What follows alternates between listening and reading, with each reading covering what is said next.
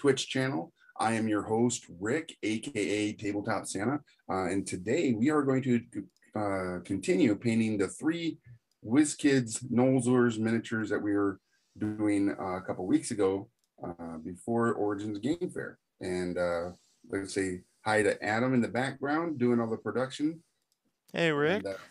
And, hello. It's good to see or hear you. As I cannot see you, sir. Yeah. How are you doing post Origins? Slowly recovering. Nice. It was a wonderful time, but it was also a tiring time. So Oh yeah, you were busy. busy in one little cave where all those videos got shot. Right. So what was your favorite thing that you were able to produce while you were there? Oh, you mean besides torturing you? Yeah, I mean, of course, besides torturing us But- in the special primetime painting. I really enjoyed our couple of like demo actual plays. I was really excited about the Illiterati demo that we did because that game is like super prototyped. Okay. It is not like even going onto Kickstarter until next year, but we got to sort of show it off and play it, and that was really exciting. We had a couple of people play it. The designer was there, showed it off. That was really awesome. Our other big sort of demo was also Sushi Boat, which was very cool as well. That one was live at the Yeah. time on Kickstarter. I'm not sure if they've finished yet, but it's close. You might be able to Okay. hit it up on BackerKit if you missed it. But Who's making Sushi Boat? Sushi Boat is Japanime Games. Japanime. Okay. Yeah, and then Illiterati is from Gap Closer Games. They're kind of a new Okay. company. They just have one other title. What is it? Restaurant Rivals or something like that. Oh, okay. I think I'm familiar with that. I'm gonna do a quick little adjustment to my lighting here. Apologize. Rival Restaurants. I had it backwards. Oh, okay. Nice. That's super cool. I had a great time at Origins. I was really happy to be around all my industry friends and filming all the TikToks. I still have, like I was telling you before the stream here, 15, about, I think it's 58 videos I still need to go through. I've already uploaded a ton. So, but I want to kind of keep them spread it out so that we can continue to have good content for, coming up and stuff, and to show people what it is that they missed, give them some FOMO. Yeah. Well, and hopefully they can join us next year. Next year, which will be in June, right? Yeah, back to June. So instead of having a 12-month cycle to get back to the show, you've got a 10-month or less. 8 months. 8 months. Oh, it's gonna be fast. Yeah, it's gonna be exciting though. So yeah, we're excited to get back onto schedule so that I know a lot of people couldn't make it out to Origins this year. Not, they felt like we were being safe. We had a lot of protections in place, but they just couldn't because of their schedules in the fall. It just wasn't a viable option for them to be there at that time. Yeah, I also feel like because so many conventions were like back to back to back to back. You had Dragon Con, Gen Con, then Origins. New York Comic Con was just this past weekend. So it's like everybody was like, maybe as far as like the industry side and even some consumer side, had to make choices on what they were going to put their dollars towards, right? Yeah, so absolutely. It was, but I think even though it was a much smaller turnout than a normal year, the intimacy of the show was probably a good thing, which allowed more people to meet more people and network a little bit, play games with someone or some and folks you may not have normally played games with because of there just being so many people there. which I think is a good thing. It was a blast. I had a great time.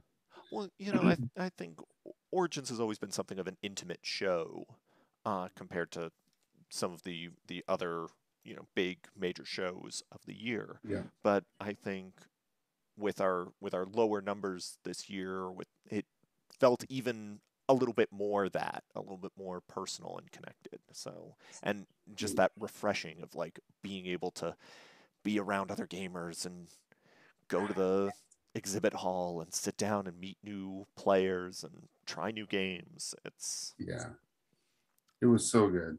And one thing I really enjoyed about it too is you guys had was it GDEX? Was that the other yeah, organization that was participating with it? yeah, they were really fun and had some really cool stuff. They are a like video game designer convention that's all about Mhm. local video game design, and then they bring in big video game stuff, and the gamer community, jumps back and forth between that digital and analog kind of Mhm. community. So we had a nice amount of crossover between them, and so it was really cool for us to be able to work together with them and Yeah, put yeah, that it was together. great.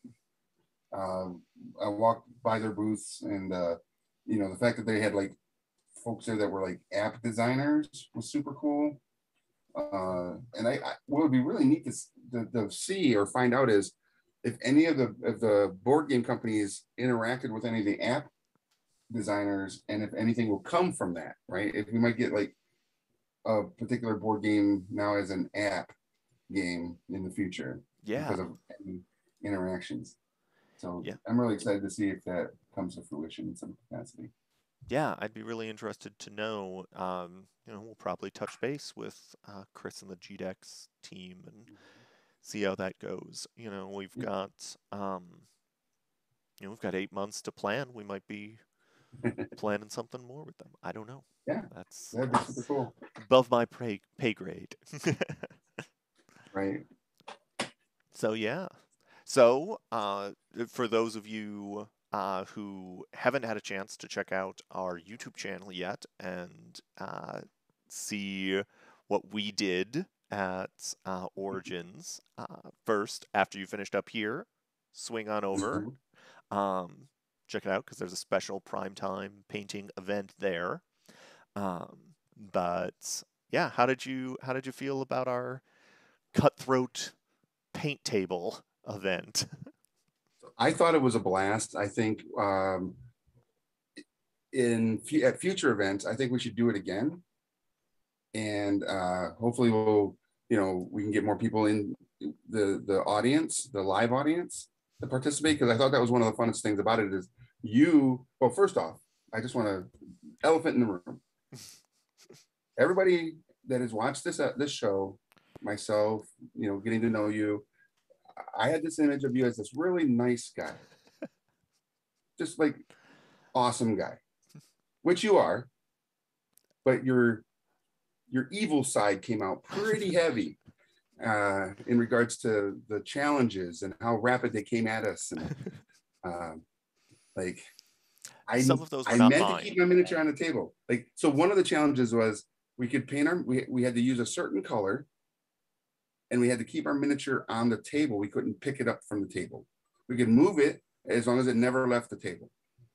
I, of course, accidentally lifted it up. It was an accident uh, Accidents because I was happen. so I excited. understand that. Uh, and so I had to keep it on the table in the next challenge round, which was even more difficult because it was putting a tattoo on our miniature. Because one of the audience members, that was the challenge, put a tattoo or some sort of like Yep. flare on your miniature, and it was like I couldn't see certain angles. It was a challenge, and I think that's what made it so much fun. And also the great banter between you and the painters. And I just like to say a big shout out and thank you to Jake, aka Oz from Alpha Omega Hobby, and also Ben from Alpha Omega Hobby, who came and painted with us, and were much better painters than I. They were great. It was very fun hearing. Yeah, you guys seemed to be having a lot of fun, and I was having my own fun. I had You I had were. to make my fun somehow. So that Absolutely, and deservedly so, right? and you know, some of the worst ones came some of the most brutal uh, painting challenges came from that audience, Oh I yeah, must say. um, they were having. I mean, it wasn't a large. I think it was what, 4 or 5 people oh, we don't in need the to live say how many audience. people made it into the live audience. It's fine. We It's had fine. small numbers, We but had small numbers, but they were very involved. yes. Yeah, we had a nice little small little intimate, again, that intimate feeling Yeah, with Origins. Um, it was great. but yeah, no, that the one with pass your miniature to the left, that was Yeah, that was uh, brutal. yeah. So look for that one, Yeah, guys. Some because Ben spoilers. was doing such a good job, and the guy that got his miniature in the past almost ruined his amazing work, but he was able to recover. Yeah, yeah. Oh, hey, Night Rain. Nice to see you digitally. Happy I to meet. met Night Rain in person. She was one of our Nice. awesome volunteers at Origins, Oh, so I got to hang out with her. She was down in our show office and did some amazing work there. She's been there times before, nice. and yeah, we're we're so glad you're Well, here, welcome. hanging out with us tonight too. Welcome. So one of the things about going to Origins that I think is really a part of the experience too is the food options that you can have. You know, when the show is, you know, kind of winding down for the day and everybody's going to go get dinner and stuff, or if you want to break away at lunch to go get some food, they had some amazing. There's always amazing food options in and around the convention center, especially with North Market right there. Yeah. Oh man, I love it, but I have to admit, um, this past Friday, I had one of my favorite meals here at home, which a lot of folks I think can relate to, is the blessed Brinner, which is, you know, breakfast for dinner, Oh, yes. Yes. pancakes, eggs, bacon, and amazing maple syrup. And I tried a new maple syrup this past Friday. It is a maple syrup and peanut butter mixture, and so you Mm. can't pour it. It's so thick, you can't pour it. You have to use a knife, get in there, and and then you kind of spread it over your pancakes. And I will tell you what, it is now in my top 5 maple syrups.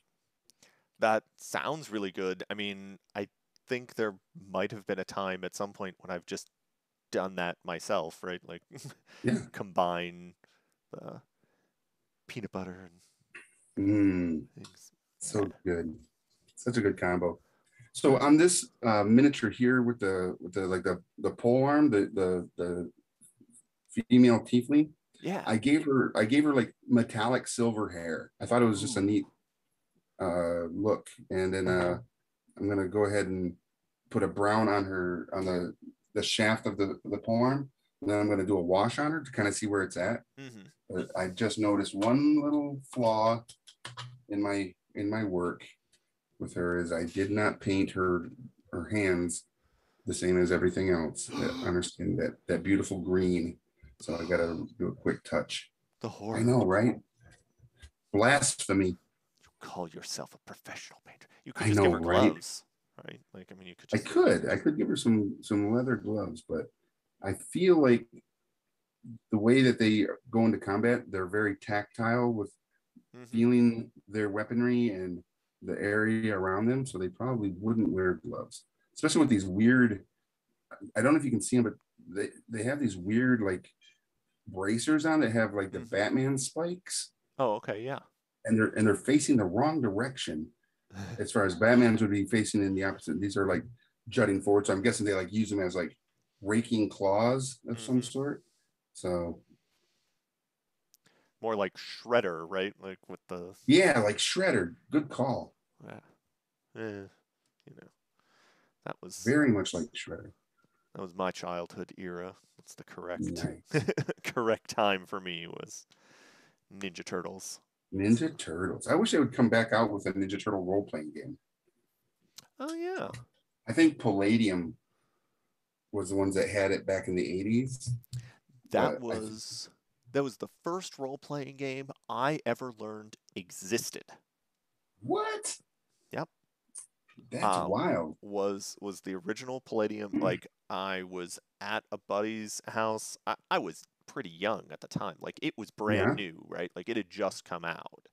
Okay. And um, like he just showed me this book and he's like, "Oh yeah, you can just make a character and like tell a story with this character that you make." I was like, "This is the most amazing thing in the world." I never even played it. Like Cool. he never like I don't know if he ever put a campaign together or not, but like we never even like played it, but we did a little bit of just character creation and like Mm-hmm. looking through the stuff and fiddling around with that. But that was my first introduction to the existence of role playing games, like what Wow, that role is playing games wild. were. Yeah. So, I had a great time playing it. I One of my characters I made for that RPG was a cardinal that obviously was anthropomorphic, mhm. but was like jacked. He was like a bouncer, right? And there was like a in our campaign there was actually a zone in the city that was uh like mutants only, Mhm. like right, they're kind of like if you ever see the movie or the movie Bright Yeah. on Netflix, Yep. there is you know how they have different zones like elf zone and Yeah. Yeah. The everything. elf It's neighborhood kind of and the like orc that, neighborhood. right? Yeah. So yeah, my cardinal was this like jack powerlifting muscle head, and it was a bouncer, and we were all of the players were somehow associated with this one bar. Uh, like someone was a bar, one of them was a bartender. It was like a fox, and then they had a house band, and like the other three members of our adventuring group, if you want, will were members of the house band, and there was um, a gorilla who was the drummer, which I thought was hilarious. A crocodile who was the lead singer. It's like what? And I think the last one was a raccoon. Nice. So it was just wild. We had such a good time, and it literally was like the mob was trying to like uh, the, take over the bar or push the bar out to turn it into something else, and Mhm. it was just wild. That sounds fun. Yeah. All Nice. right, so I'm going to go ahead and put a wash on the tiefling to Mhm. kind of see how that looks, and then do any highlights and stuff from that. I'm just looking for a good wash here. I may have to grab one box. I love Vallejo paints, and everybody who is watching, I think, already knows that. But when it comes to the washes, my favorite washes, I'm sorry, I'm going to move something real quick, are Army Painter War Paints. So, but I do not see any in my box right there. It's just on the other side of the. So I'm going to get. I think it's called Smoky Ink. Smoky ink. Ooh, Yeah, sounds like a nice this is wash. their this is their version of a wash. Mhm. Tinte Humo. I don't even know if I'm saying that right. Just sounded good. And I'm going to dilute it. It's pretty thick, so I'm going to dilute it with some water. Yeah. See if we can really thin that out before I put it on that model. Okay.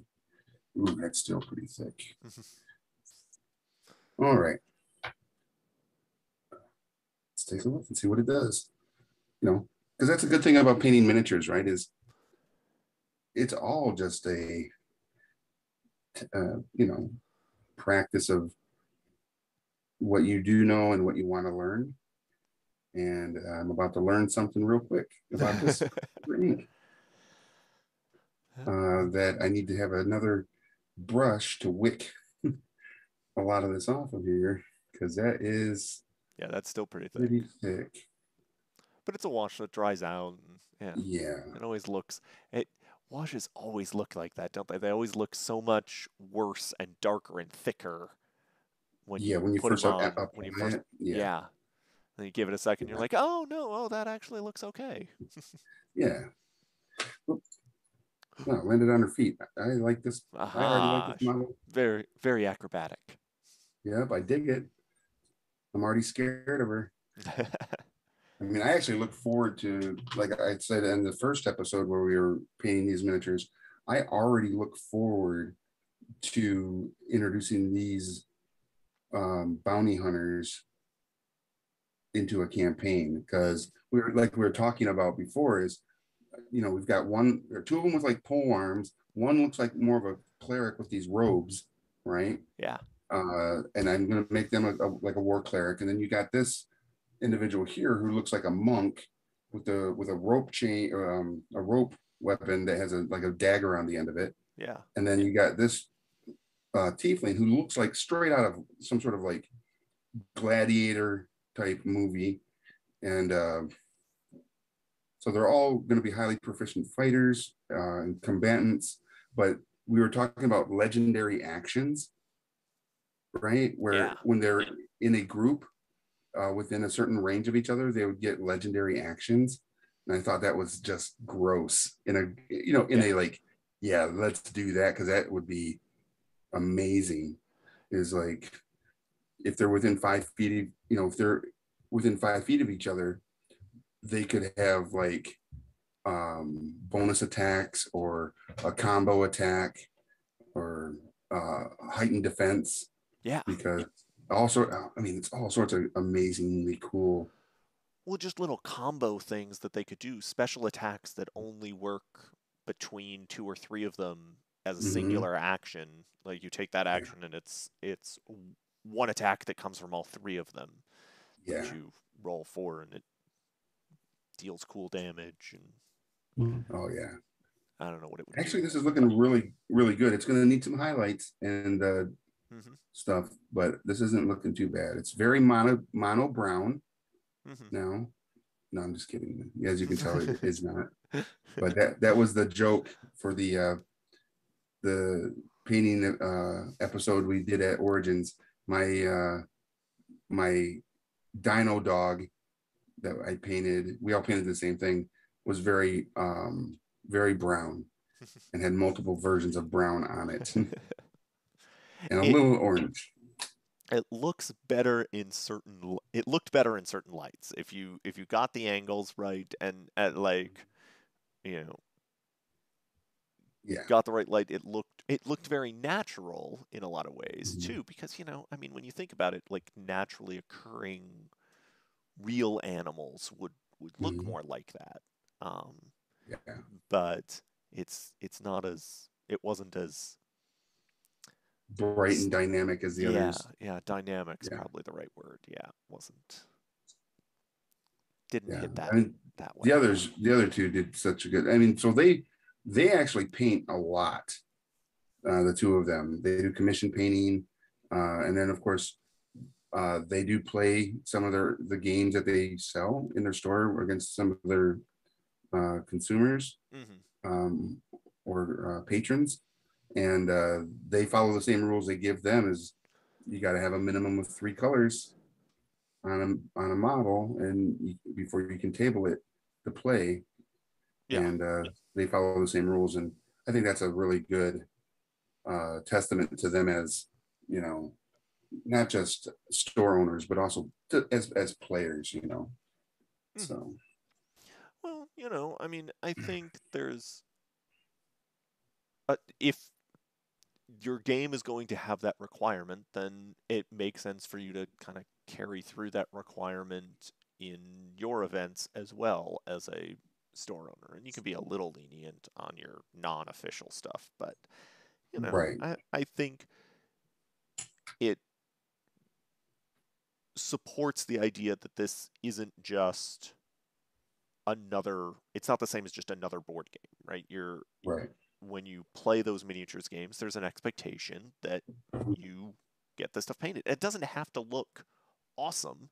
You just have to No. put forth that effort. You've put together these models, right? Most of those um, systems that have those painting requirements, those are models that are assembled off of sprues. They're not pre-made things, right? Yeah. So, you know, you've gone to the effort to design and decide what these things are going to be. Take a little bit of effort and get Mhm. some paint on them. Absolutely. You know? And you don't have to be a great painter, Yeah. you just, and I think that's one of the things so this past weekend, this past Saturday, I went to the Michigan GT, Mm-hmm. which is like called the Grand, I guess, Grand Tournament or Yeah. whatever. And it had people from Wisconsin and Chicago, Illinois that showed up to it. And it was a really well attended event. But it had all those toy soldier games, right? Yeah. So it had Warhammer, it had Age of Sigmar, it had um, Malifaux. Well, I take that one back. There was supposed to be a Malifaux tournament, but they didn't show up. Oh, The that's too bad. organizer. Yeah, it's too bad because I wanted to film that one for sure. Yeah.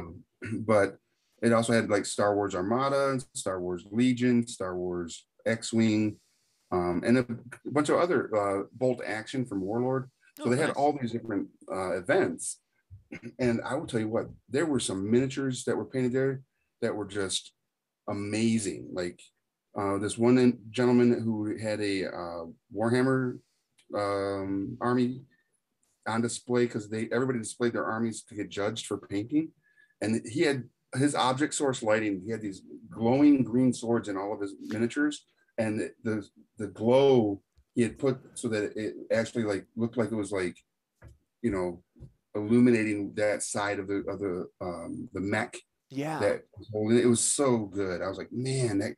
And I I talked to the saw individual. yeah, I saw the photos that you posted. That was Yeah. really cool. Yeah. And the reason I say that is because we're about halfway through our episode, and at this time in a normal show we would have photos to show off of some of the community's painting. So if you are watching this and you would like to have your models, your works in progress, or your completed works shown off, send a photo and some information about the model, like who makes it, what's the name of the model, and who obviously who you are, who painted it, and send it to primetime@gamma.org. And we will spotlight your amazing works. Yeah. We love to see whatever you're bringing on any of the cool new miniatures that you've painted up recently. We love to see what other people are doing.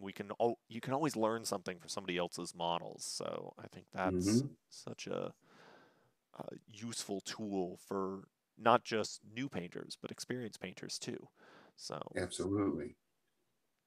that can be really exciting. Absolutely. And there was some, like I said, there were some amazing ones. I don't know if it was an Age of Sigmar diorama. I did a TikTok for it. I haven't posted it up yet it'll be on my Tabletop Santa TikTok. But what I will tell you is it was a Alice in Wonderland theme. It was, uh, it was just freaking amazing. But it was almost all of it was just the white rabbits, these different iterations of the white rabbit going up like this mushroom thing. I was like, oh my God, it was so good. So look for that one for anybody that does follow the Tabletop Santa TikTok. Nice. That'll be great. But also, don't forget, if you aren't already following the Origins Game Fair TikTok, you should do that as well. Yeah. There's gonna be lots of new content coming out there pretty Yes, soon. Yeah. so much, I so much more. I love theme Uh, armies. I love right? people who take something and really push it in an interesting direction.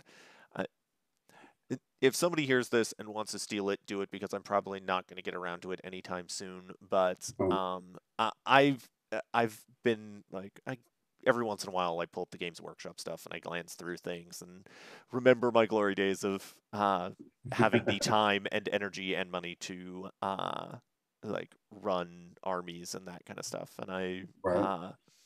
I've been looking at Flesh Eater Courts and thinking about how a Batman themed army would just be so fun for the Flesh Eater Courts because they're delusional already. Yeah. So like that's their whole thing, is that they're delusional. They think they're these glorious knights, but they're not. They're, savage monsters. So Savage nightmare fuel. yeah, so do a whole theme of them all colored up in as Batman characters. So you've got like your arch regent leading your army, and that's Batman, and then you Hmm. get your like all of your heroes are like Batwoman and Nightwing and Robin, and you can get a lot of extra ones in there too because they Yeah. summon heroes as well. So Okay. you can put your maximum number of heroes and then summon in more. So you can do like the whole Bat family with all of that, and then steal from the Dark Knight and get like the Bat gang as Oh yeah. your main army with the painted bat symbol on their faces. Just Yep. stencil that onto each of their faces. I just think that would be a really fun, evocative army. Oh, Um, that would be super cool. since they're all Especially if you want to even branch out into other like Batman universes, I guess you could say. Because have you seen the Batman Who Laughs? Oh yeah, Because I think that would also be because that's kind of grim dark. yeah. Oh, absolutely. Yeah. I just think that would be a fun Flesh Eater Courts theme. Oh, absolutely. Yeah, that would be super fun. And it would, what makes it super fun is not just the imagination of doing it. It's the reaction of someone who looks at it and goes, "Holy crapes, that's Batman and the Bat family," and then you go, "Yeah, that Yes, it is." is. Yeah, they're they're the Dark Knights, and they think they are. Yeah. Oh, Hops and Dragons hopped in and Hey, said Hops and hi. Dragons, good to see you.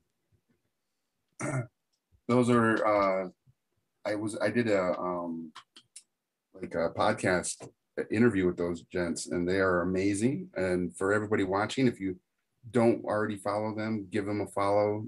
Watch their content; it is amazing. They're finally on TikTok, so I'm gonna take a drink real quick. Always good to stay hydrated. Very important. Right, and for everybody watching, yeah, of course.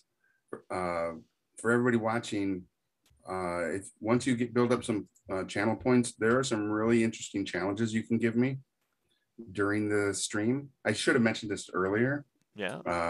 but I was, cheating, trying to avoid the insanity. Um, but yeah, there's a lot of interesting challenges that Adam and I came up with. Adam came up with some of the more uh, difficult ones. So uh, I, thank you, Adam, for that. I But yeah, the channel my GM, my game master, you absolutely my did. game master energy to come up with good challenges. Look, if you don't have good challenges, then what's the point in challenging people? I agree. If it's not pushing you out of your comfort zone, then why have it No, I agree. as a thing? You just do it yourself anyway. Right. Would I normally try to paint with my offhand? And no, never. But you can make that a reality and enjoy the insanity that would come from that. Mostly watching me fall deeper and deeper into insanity.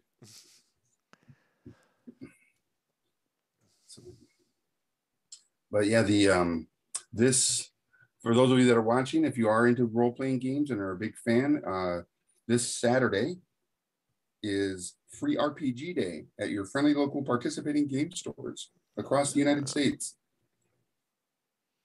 Our good friends at Free RPG Day were kind enough to send me. So I also run their TikTok, and they were kind enough to send me a box of all the product that is going to be available in the offerings. And whoo, there is some stuff in there. Uh, I don't know if Adam, I don't know if you're a fan of Dune, the I have read Dune and I enjoyed Dune. I've only read the first book. Um, Okay. but I enjoyed it, and Okay. I enjoyed the original like Lynch movie is a fun Thank you, thing Hops. too. So um, Hey, DM Dave. Uh, so the RPG that Modifius, I think it's, yeah, Modifius came out with is really good. And they have a like a primer adventure in the free RPG box. The artwork is, I mean, it is stunning.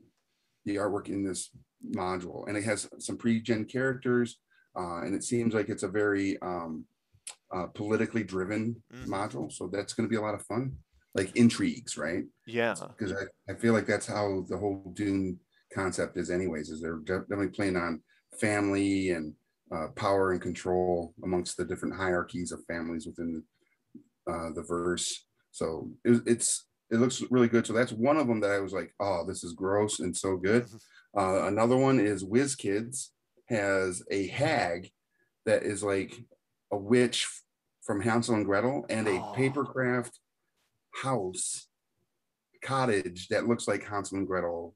You oh, know, that's super fun. yeah, and it looks so good. There's some amazing dice. There's Serious Dice has a like a dice holder, one of those wooden magnetic closing dice holders. Um, Ninth Level Games has their level one anthology book that has a bunch of different like playing game type scenarios that people have created. Um, and last year's was really good. This one looks really good. There's the Warhammer 40K RPG in there. I want to say that's Cubicle 7.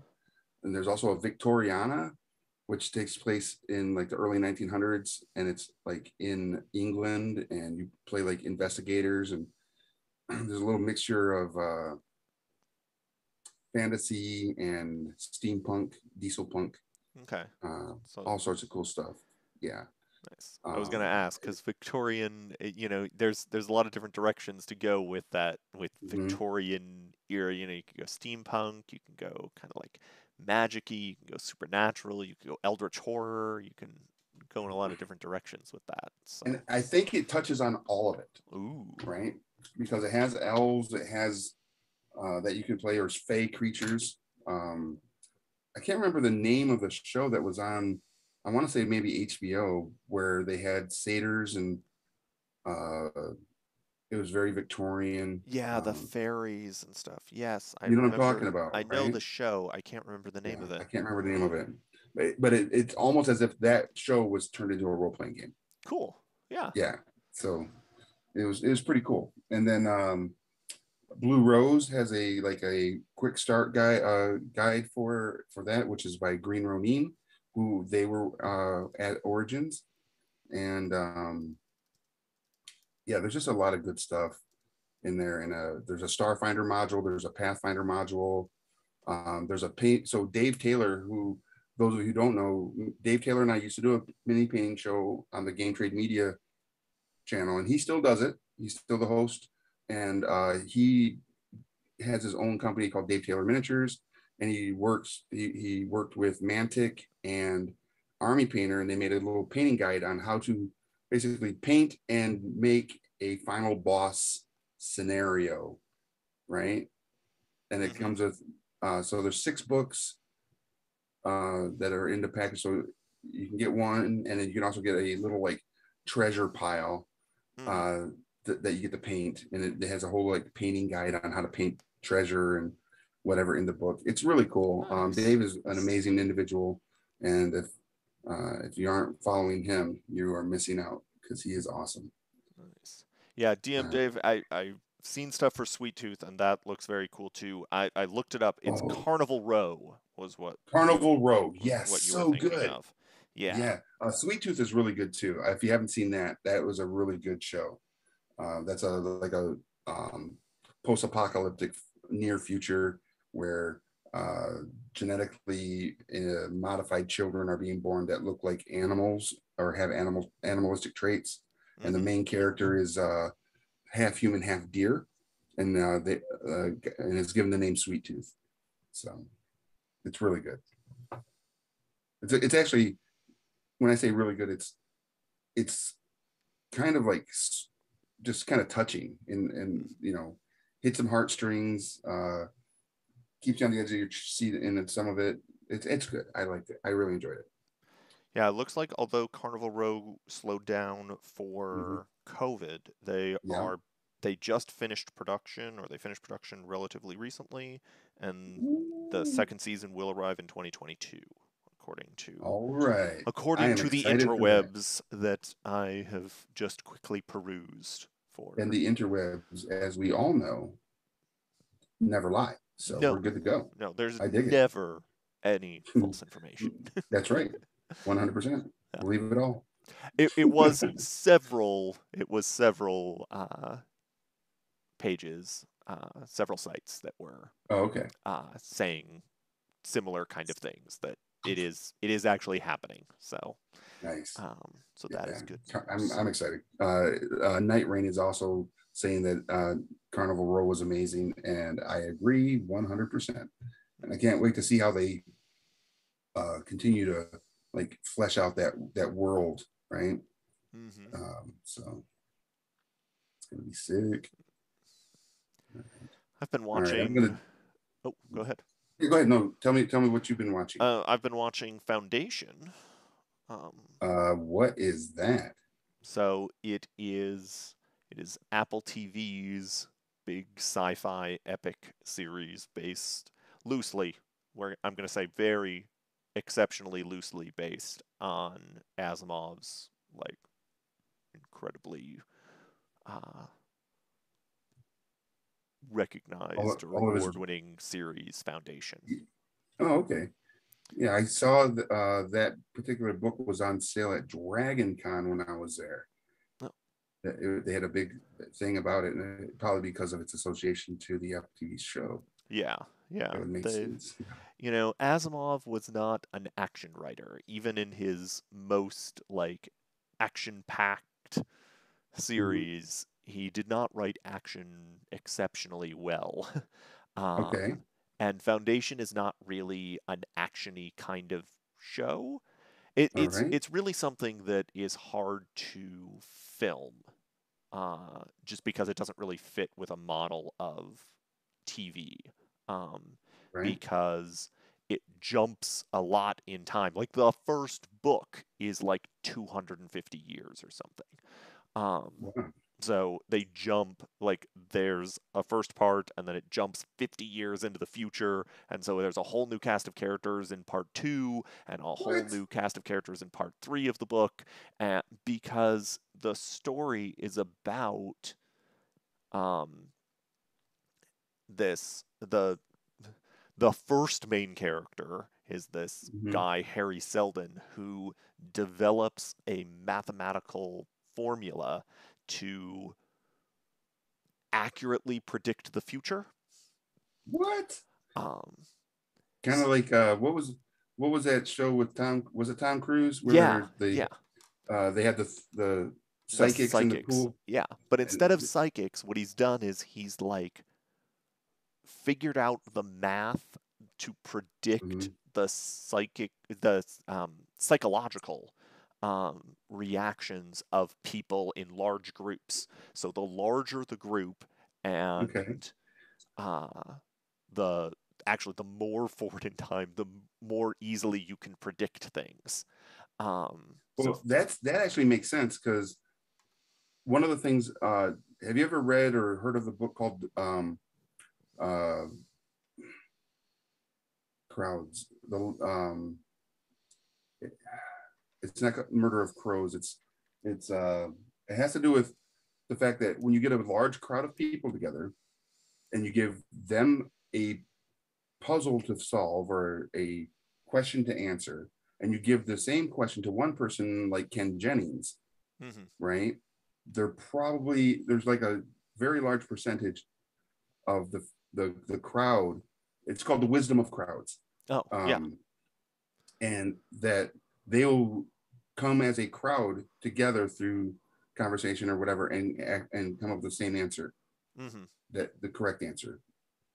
and they all spawned from the Who Wants to Be a Millionaire, Sure. and they're talking about how uh, when they do ask the audience, they're like it was in the high 80 percentile Hmm. that they would be right. The audience was right. Yeah. It was like Now, I easy. think there's also that argument that ask the audience is almost always done first. Yeah. There's a little bit of waiting in that. I would think Hmm. that like they do that in earlier questions when the questions don't reach that super high level of difficulty that Sure. um, would require usually requires expertise. But yeah, but this idea is that like individuals don't Hmm. impact history nearly as much as trends of people and thought, and that Yeah. great individuals of history are emergent. They emerge from states that the world, or in this case, the galaxies, are in. Um, Right. and like trend lines push everything forward. So the story begins with him predicting the fall of this galactic empire that rules everything, and he's like, Okay. in 1,000 years, Right. um, 500 years, something like that, the the empire will fall, and there will be 30,000 years of dark ages. What? Good God. And he's like, but if we act now, we can Mhm. cut the dark ages down to just 1,000 years. We Wow. can't stop the empire from falling. It's too late for that. you know, Okay. but we can shorten the damage. Nice. And that is what the foundation is. The foundation is this creation that he sort of spearheads Hmm. to do all the things that need to happen to prevent the empire from collapsing. Or That's not to prevent the crazy. empire from collapsing, but to prevent the Dark Ages from going for a long time. Right. So, That's you know, wild. to sort of preserve human knowledge, right? Yeah. Because it's like, oh, well, everything will be lost and we'll have to spend 30,000 years relearning all of these things that we uh, have spent all of this time and energy, and effort and pain developing. Right. So let's try and preserve it and save it Yeah. so that we can make it easier for these Yeah. for our future generations, and so that history isn't lost Yeah. because we could lose everything. Yeah. That's super cool. It kind of like what would have happened if what is it, the Library of Alexandria hadn't been destroyed? Right. Where would we be today? Right. It's exactly that Yeah. kind of thing. Yeah. How do you preserve that? How do you save it through Yeah. that time?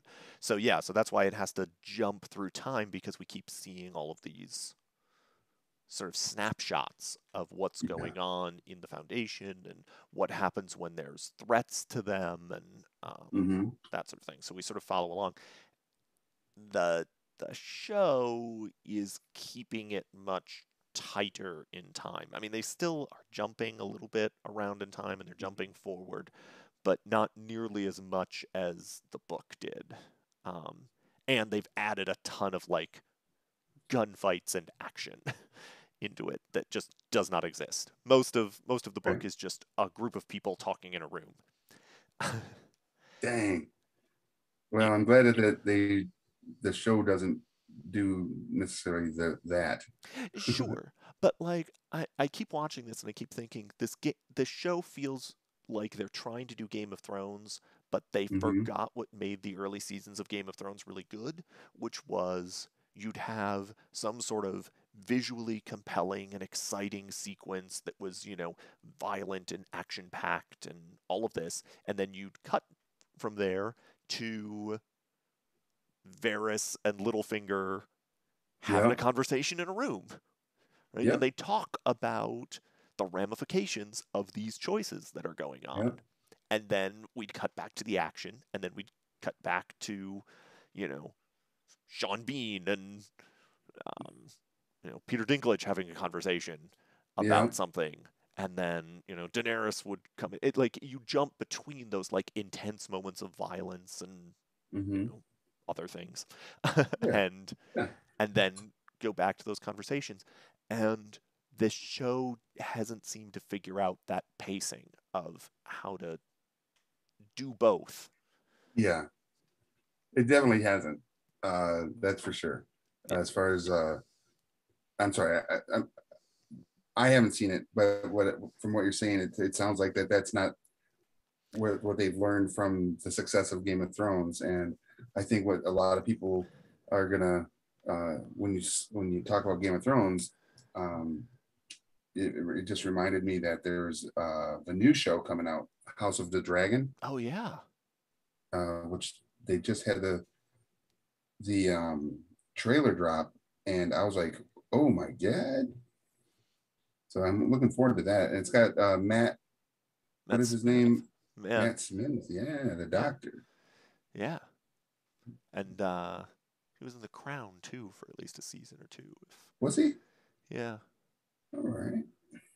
was He's an interesting actor. yeah. He was not my favorite Doctor, but I know he is for many people. Um, Sure. Oops. and I the that's the beauty part of Doctor Who, right? Everybody gets to have their Right. favorite. Yeah, because there's so many, Yeah. um, which is awesome. yeah. Uh, so, I'll admit, Tenet is mine. I'm right there with you. I love Tennant. Tennant's my Yeah. favorite Doctor. I had this debate at Origins. A bunch of us from the staff were hanging Mhm. out and we were talking about stuff, and um, I got some uh, dirty looks from a few people when I said Tennant is my favorite Doctor, and What? I was like, I'm not saying that he's the best Doctor. He's my favorite Doctor, Right. right? I think you have to give credit where credit is due to Tom Baker being the best Doctor, as Sure. a but And like isn't so many things, I think there can be a best and a favorite. of course, yeah, 100%. And isn't like Tenet like related to Baker? Oh, is he? That would be Like, super weird if there were three doctors that were really. it's not through blood relation, but through marriage, I believe. Oh, You really? know, yeah. I don't know if it's Baker, but um, Tenet. There was an episode where the doctor meets a young lady, and comes out that like she's his daughter or something Yeah, in the yeah. show, but that's actually his wife in real life, Yes. Okay. and she is like somehow related, either as a daughter to one of the earlier doctors, and it may have been Baker. I don't know. I don't know the whole like diagram of how it worked out, but I know that there's somehow he's related through marriage to one of the other doctors, and I was like, what? Oh, weird. Yeah, and I was like, what? That is just nuts. And it made that episode really weird. Yes, that does make that very like, yeah. Yeah, it makes it strange when you think about what the story was and everything there. Mm. What? So funny thing, I just got so I have the Twitch channel up and I'm Mm-hmm. watching it, right, and I just got 1,000 channel points, Ooh. right, and when I get to 1,000, it gave me an alert saying that I could spend my 1,000 channel points to make Rick, me or Santa, however, um, paint with a cotton swab, right, a cotton tip applicator. So just so you know, for those of you that are still watching, that's something that you could do in later episodes. When you get to 1,000 channel points, you could spend them and make me use a cotton tip applicator to paint with, which would be really painful. So, Okay, so I just looked this up. So his wife, Georgia, mhm. is the daughter of Peter Davison, the Peter fifth Doctor. Davidson. All right. Wild, right? Yeah. All those. Well, smaller pool of actors in Great Right. Britain. Yeah, So, that's true.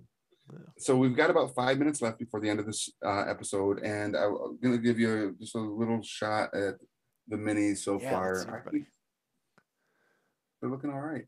Yeah. So, but we will not come back to paint these next time. Next time, I think we're going to show either maybe Simon some love. Gonna use my channel points to mess with my players over at Careful Cantrip. Nice. Sadly, GM Dave, I don't think those transfer over. Next time Careful Cantrip comes and invades our channel, you can certainly save a few. I'm sure they're going to be back for next Origins. We've already talked a little bit about them coming back. Hopefully, they'll be live in person at the event next year. They'll be able to get across the border. Yeah. But yeah, next time they invade our channel, you can totally use them Mess with them. to mess with them. Absolutely. But one of the things I wanted to let everybody know is make sure that if you are into RPGs, go check out your friendly local game store, find out if they're participating in Free RPG Day this weekend, the 16th, this Saturday. And also, if you haven't yet, give us a follow here on the Origins Game Fair Twitch channel. Hit that little heart, hit the bell so you get alerts when we go live, because this isn't the only show going on here. There are some other amazing programs. There's the Otaku, Tabletop Otaku. Yeah, I think Tabletop Otaku is going into hiatus for a little bit, but we're planning a few new things, and B will definitely be back for some other stuff that we've been having a lot of fun with them, and they'll definitely be coming back as we move into our next wave of sort of programming Nice. for the channel. So we're going to be doing some planning over the next couple of weeks and coming back strong with some new special content. So keep an eye out for that kind of stuff. Now that we can think after Origins. Right? Yeah, and I think we are going to. We'll probably talk about more offline. But there's also another big thing that if you happen to play a game called Idle Champions, stay tuned for that too. Yes, we might be doing a few things there in the coming. We've got a lot of things going on, and of course, we wouldn't be able to do any of this without the Gamma organization as the big support structure that makes this happen. So if you aren't already aware of Gamma, go give them a look. The Game and Manufacturing Association, you can look it up on Google. Give them a look and see if there's anything in there that, if you're a content creator or an event organizer or a retailer, and you are not a part of the Gamma organization, please consider joining. We'd love to have you as part of our, family, because that's what it is. It's a big family that's really trying to help grow the industry in the right ways, and we'd love to have as many people a part of that as possible. And there's a lot of new, what would you call them? There's different, like, there's the retailers. So we have our new program. We've just developed new bylaws, so we have a new structure for our membership. So we have non-voting members. So if you're interested in getting a behind-the-scenes look at the industry, if you're thinking about working on developing something, but you haven't really locked in everything yet, a non-voting membership is a great way to get started and help build your network of contacts. And then now we have much more reach in our voting member groups. So media members, so if the Careful Cantrip crew can join as an entity. If you're a content creator, you can join as a voting member and you can have an impact on the industry and be involved and help be involved more here on our channel and help grow our presence and grow your presence together. So that's some great opportunities for everybody to kind of just get the word out about tabletop gaming a lot more. Absolutely. And keep your eyes and ears open for any updates for the Origins Game Fair convention next year in June. Yep. Because we've got dates on the website. I should have looked this up ahead of time, but it's it's coming soon. Yeah. On that note, let's say thank you to Adam again for everything he does in the background, making this this program happen, and to all of you who watch and communicate and keep us on our toes and Remind us of things when we say the wrong answers to TV shows and Netflix series and stuff like that. We appreciate it. And just being a part of the community and being a part of the conversation. So until next time, I'm Tabletop Santa, AKA Rick, and I hope to see you at a friendly local game.